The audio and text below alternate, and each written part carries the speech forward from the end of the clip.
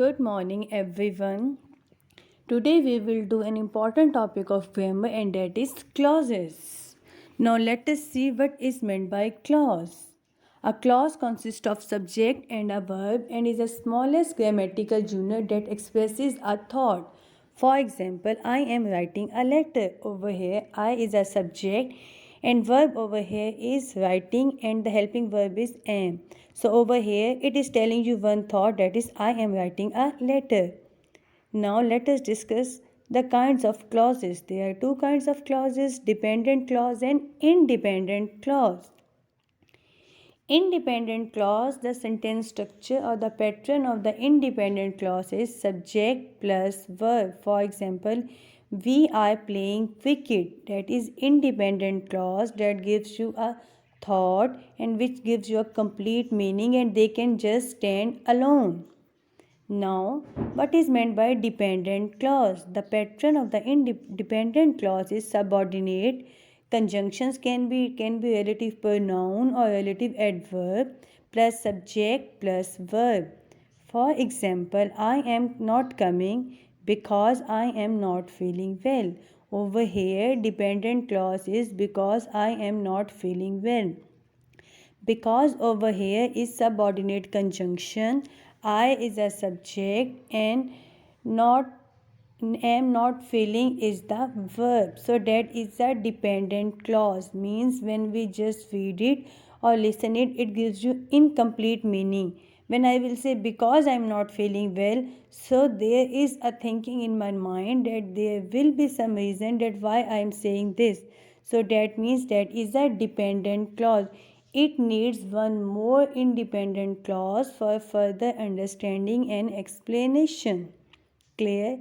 So for that further explanation, I have used the independent clause, that is I am not coming.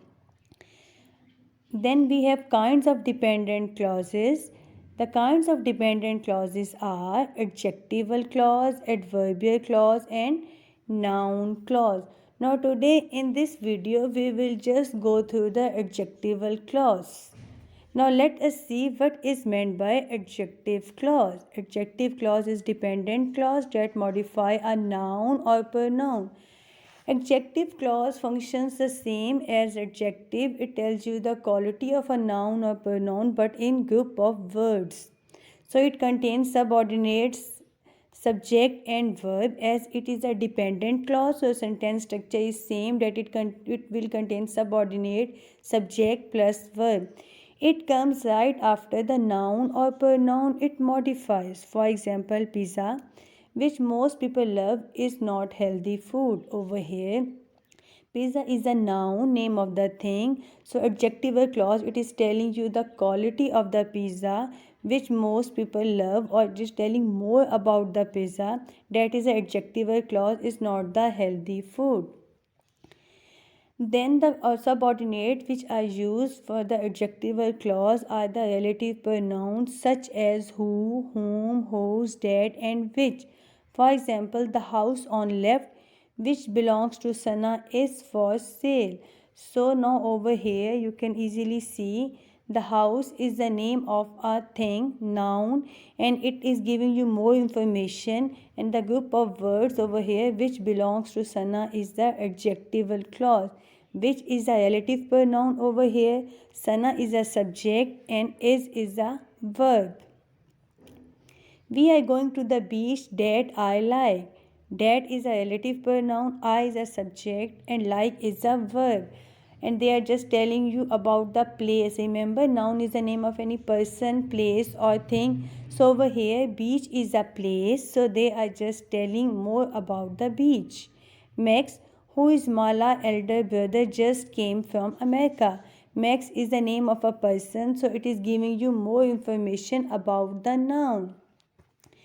Adjectival clause also begins with the relative adverbs such as when, where, why. For example, we don't know the reason why he left. This is a place where kids play. So over here, why and where are the adjectival clauses, and they are actually the relative adverbs. He is a subject and left is a verb.